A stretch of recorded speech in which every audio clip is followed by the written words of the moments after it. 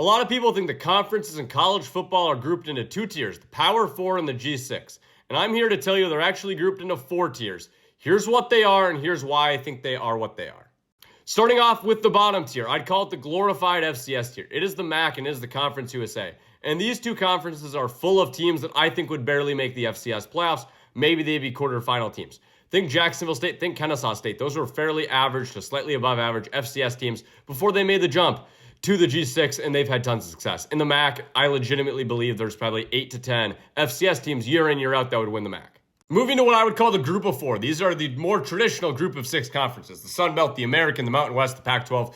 There's certainly slight favorites that I'd have in terms of what are the better conference in this tier, but generally they could all produce college football playoff quality G6 teams, and they all are fairly competitive, with most of them all having, I'd say outside of the Pac-12, a couple pretty bad teams in them. For my second IS tier, I have the low Power Four. This is your Big 12, this is your ACC.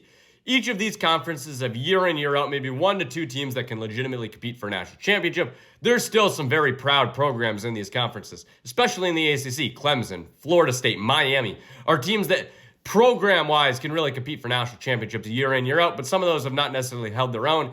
And the big thing about these two conferences, there are some pretty bad teams in each of them. Think like Stanford's really bad. Boston College is pretty bad.